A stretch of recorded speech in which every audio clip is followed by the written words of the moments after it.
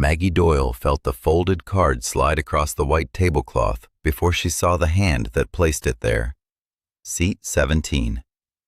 Her friends were laughing behind their champagne flutes at the far end of the ballroom, already congratulating themselves on the dare, already certain she would refuse it. She almost did, but her name was already written on the place card in gold script, and the man beside seat 17 had not looked up yet, and something in her refused to be the woman who backed away from a joke her own friends thought was harmless. It was not harmless. She understood that the second she sat down and the air at the table changed temperature. The gala filled 2 floors of the old Whitmore Hotel, a Beaux Art building on the edge of the financial district that hosted exactly this kind of event twice a year. Charity auctions dressed up as opera, men in tuxedos bidding on things they did not need to prove things they could not say out loud. Maggie had come as a favor to her friend Priya, whose nonprofit was one of tonight's beneficiaries, and she had worn the dark green dress because it was the one dress in her closet that made her feel like she belonged in a room like this instead of merely occupying space in it. Fitted through the bodice, full through the skirt, the kind of green that looked black until the light caught it, and then looked like something alive. She sat. The chair did not scrape.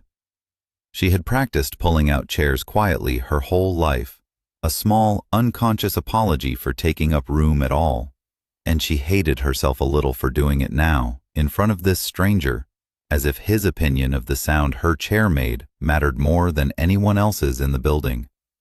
He turned his head. Later, she would try to describe the moment to Priya and fail every time, because there was no single detail that explained it. It was not his face, though his face was the kind carved by a sculptor who had strong opinions about symmetry.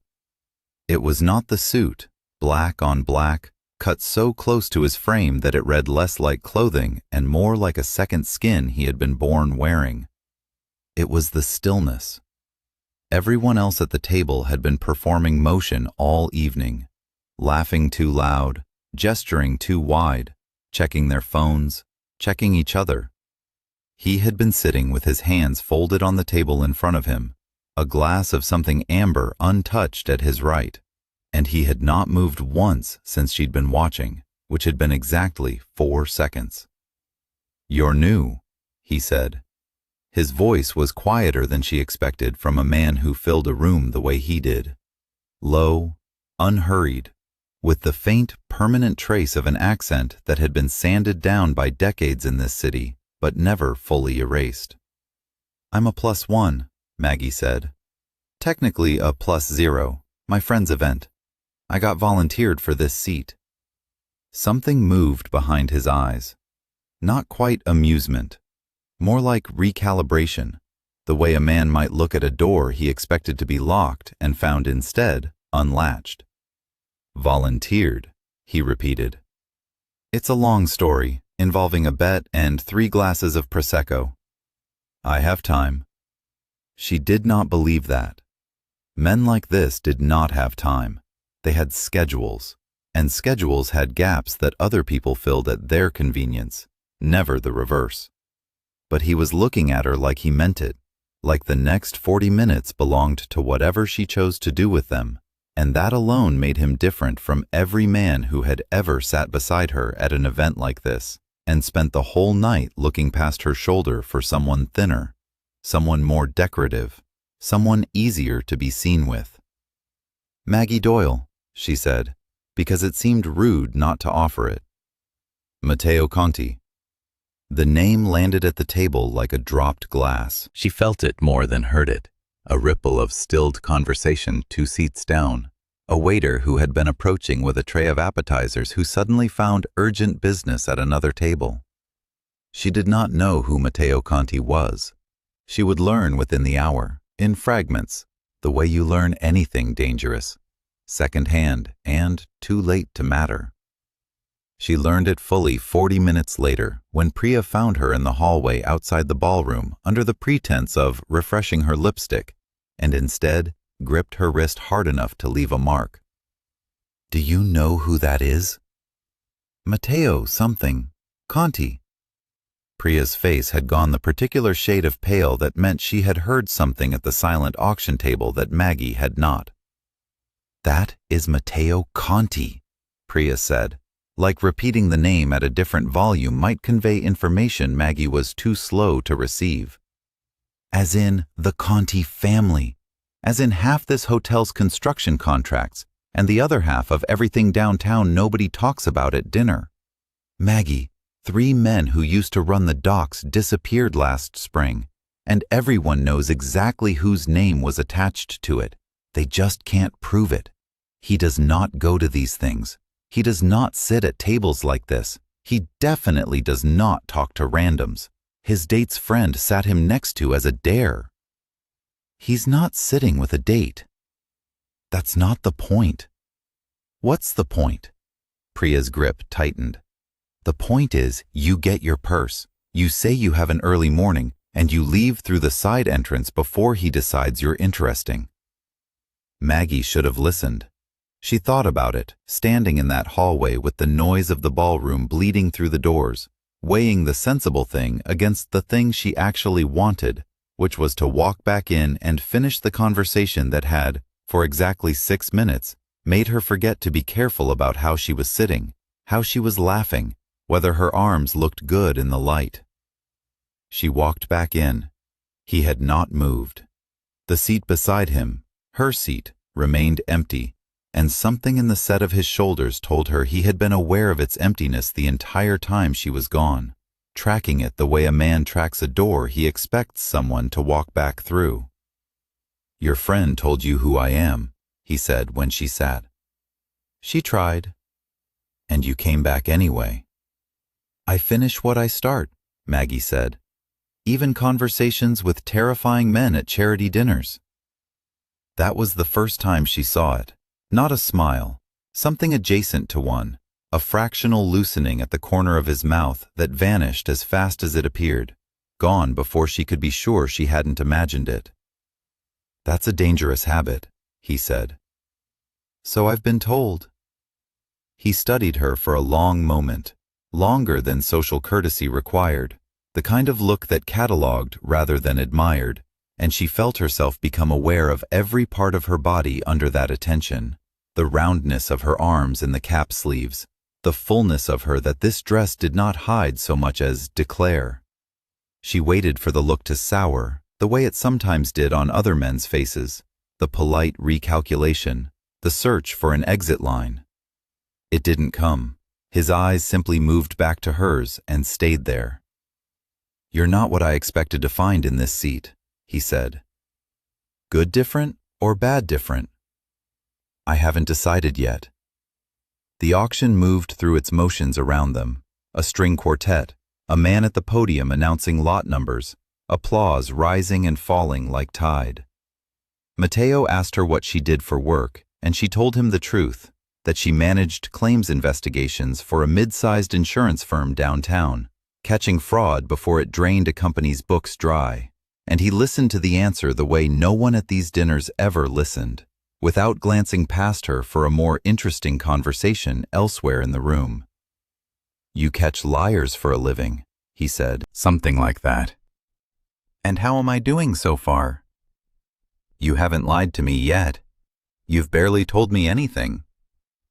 "That in itself might be the lie." She laughed before she could stop herself, a real laugh, the kind that came out too loud and made 2 heads turn at the next table. And she caught herself covering her mouth the way she always did, a habit from a childhood spent being told to make herself smaller, quieter, less. Matteo watched her hand rise to her mouth, and something in his face went very still. "Don't do that," he said. "Do what?" "Cover it." It was a good sound. Nobody had ever said that to her. Not like that. Not with the flat certainty of a man stating a fact, rather than offering a compliment he expected credit for. She did not know what to do with it, so she changed the subject. And he let her.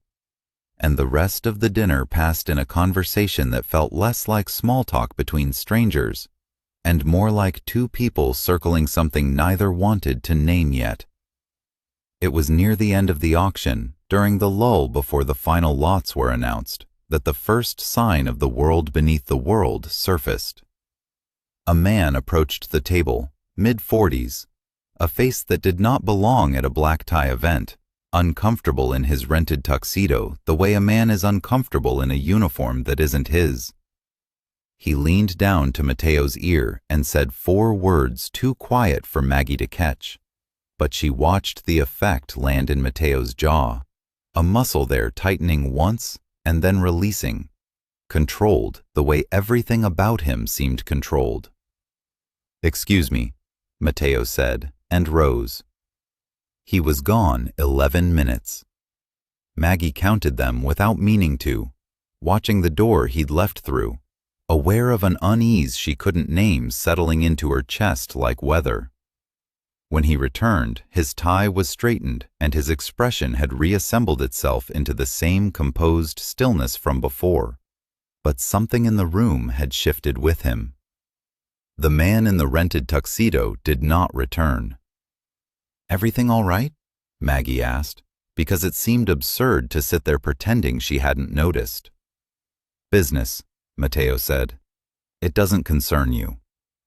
"You said that like it's supposed to reassure me." "It's supposed to be true." But it wasn't true. Not entirely. Not in the way he wanted it to be. And she understood that the moment his eyes cut once, briefly, toward the side exit, tracking something or someone she couldn't see.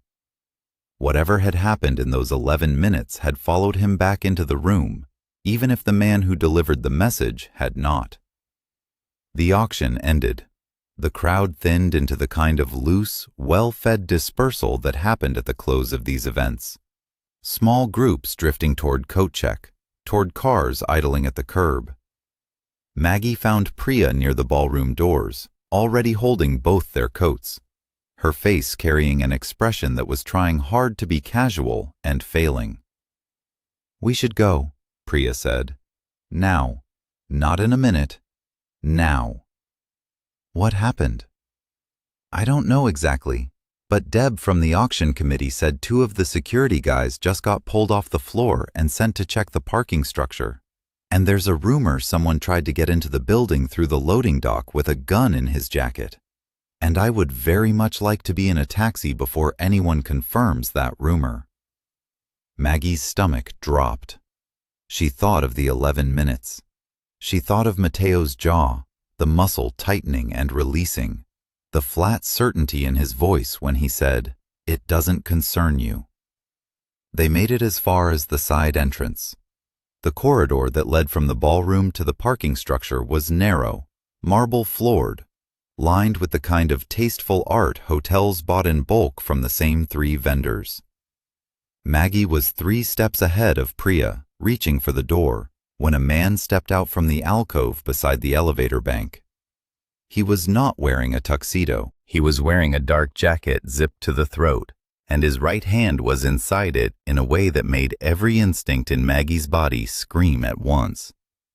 "Don't," the man said, low, to both of them.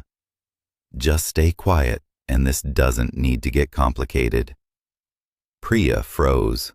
Maggie did not. She would think about this moment for the rest of her life, the way instinct overrode fear entirely for the 2 seconds it took her to act. The way her body understood something her mind hadn't caught up to yet. She grabbed the fire extinguisher mounted on the wall beside her, ripped it free of its bracket, and swung it into the man's forearm the instant his hand started to emerge from his jacket. It connected with a sound like a dropped textbook. He swore, staggered sideways, and Maggie was already moving, already screaming for security at a volume she did not know she possessed, dragging Priya backward through the door they'd been trying to reach. That was when Mateo appeared. He came through the corridor from the other direction so fast it seemed impossible a man could move that quietly and that fast at once. And whatever happened next happened too quickly for Maggie to fully track. A blur of motion. the man in the dark jacket suddenly on the ground with Matteo's forearm across his throat.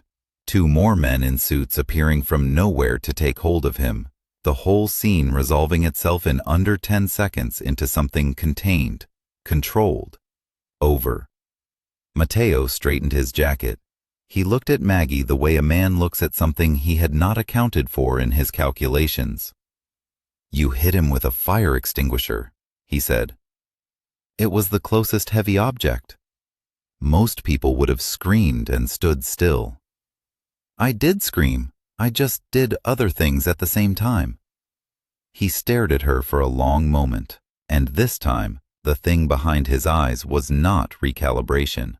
It was something closer to recognition, the particular look of a man realizing the ground beneath his feet had shifted without his permission.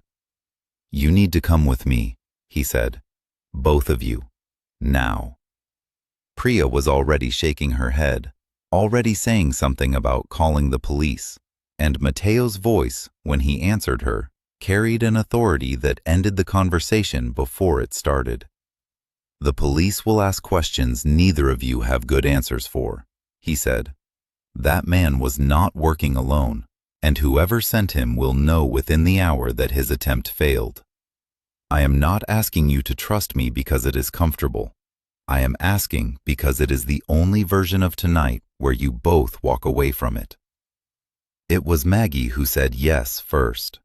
She would tell herself later that it was the only rational choice, that a stranger with a gun in a hotel corridor did not leave room for pride. But the truth sat closer to something else, something she was not ready to examine yet. She had looked at Matteo Conti, and, despite everything Priya had told her in the hallway an hour earlier, despite every reason a sane woman would have to run, she had trusted him. Not blindly, not completely, but enough. They left through a private exit she hadn't known the hotel had, into a car that was waiting exactly where it needed to be, driven by a man who did not ask a single question about why there were suddenly 2 extra passengers. The house Matteo took them to sat on a stretch of waterfront 20 minutes north of the city, gated, quiet, the kind of understated wealth that did not announce itself with columns or fountains, but with the simple fact of uninterrupted silence in a place where silence cost more than anything else could. Priya fell asleep on a couch in a guest room within the hour, exhausted past the point of fear. Maggie did not sleep. She sat in the kitchen with a glass of water she wasn't drinking, and at some point past 1 in the morning, Matteo came and sat across from her without asking permission, the way he seemed to do everything, and told her the truth. "Not all of it, but enough. My younger brother Enzo ran the docks for our family for 6 years, he said. He trusted a man named Salvatore Greco enough to bring him into rooms he should have kept him out of. 2 years ago, Greco decided he wanted the docks for himself. Enzo did not see it coming because I had taught him to watch for enemies and never taught him to watch for family. He is dead because of a mistake I should have caught." "I'm sorry," Maggie said, and meant it.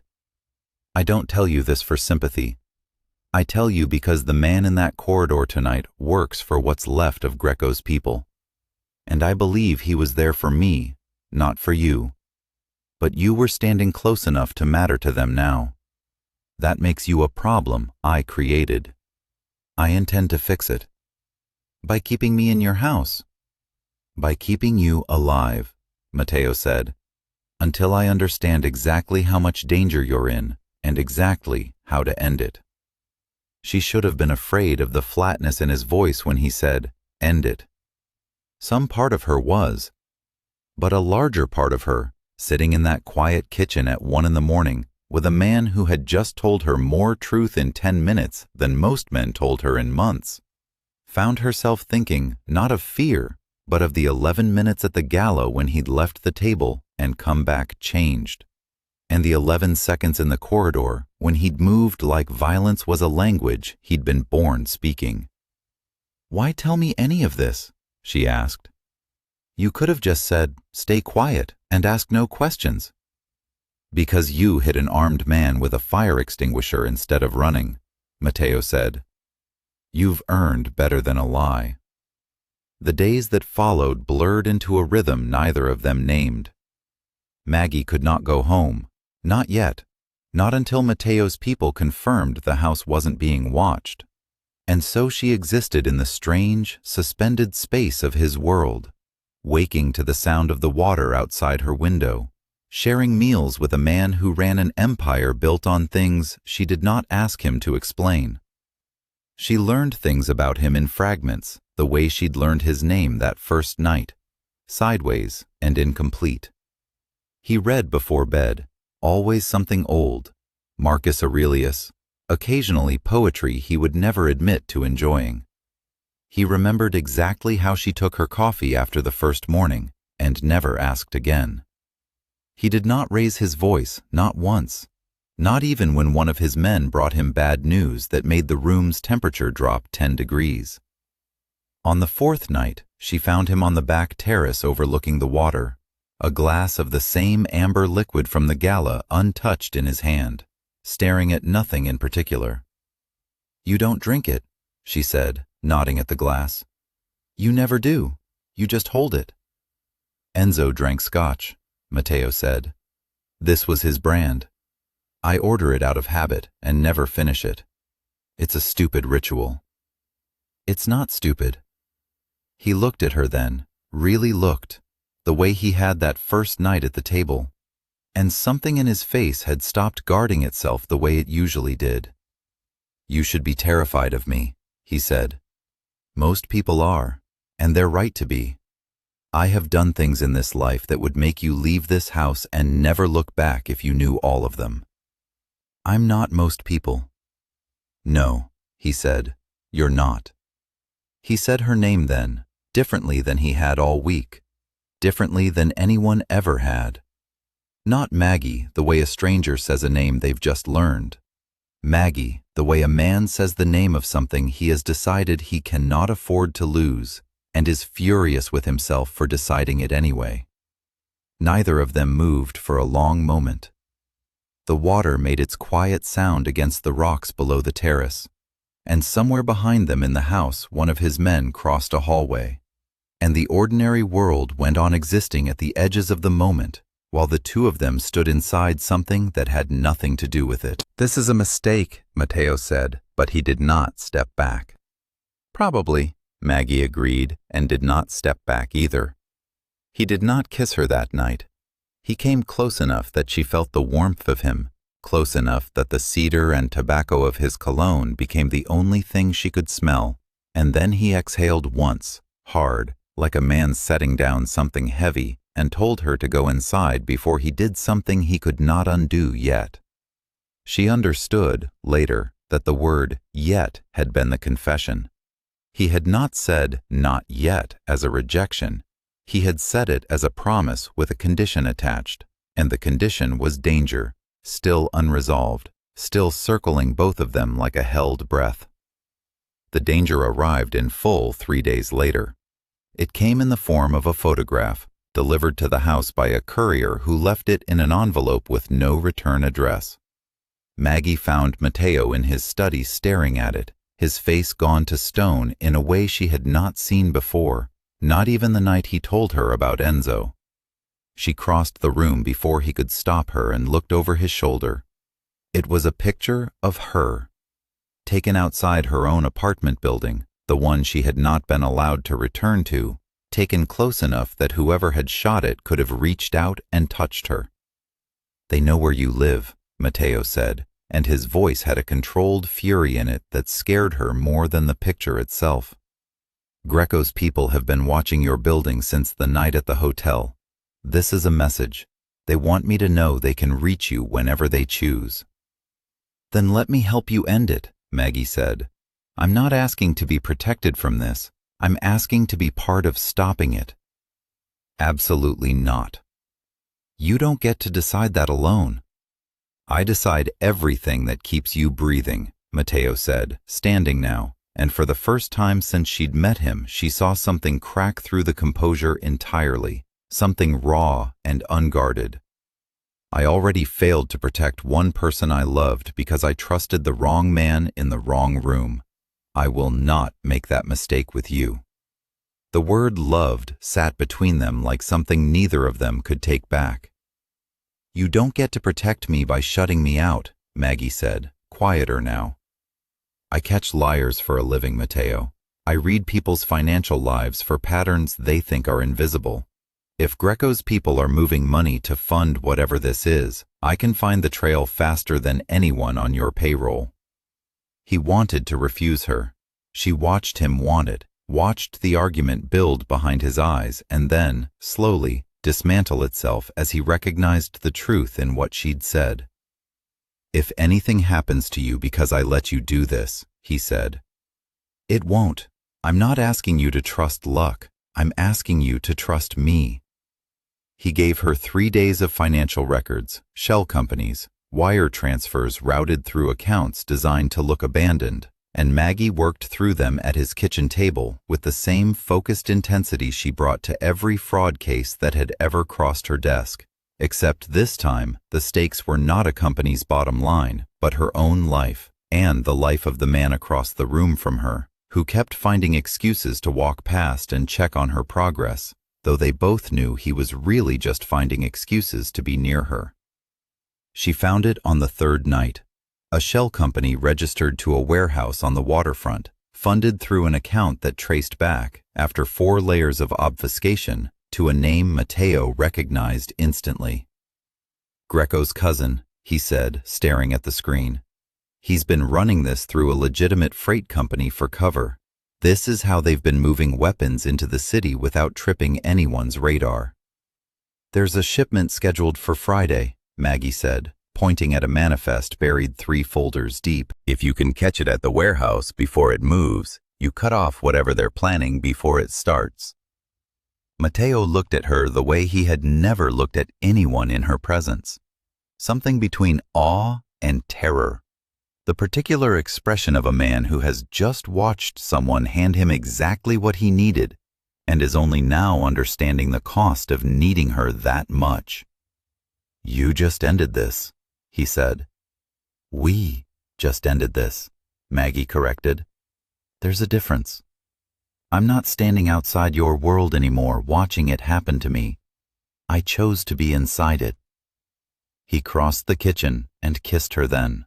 Finally, no hesitation left in it. His hand at her jaw and his mouth firm and certain in a way that told her every ounce of restraint he'd been holding for the past week had simply run out.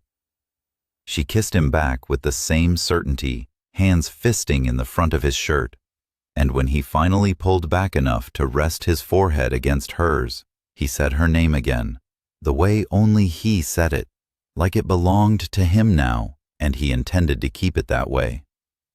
"This is not the safe choice," he said quietly. "I never asked for the safe choice." Friday came fast.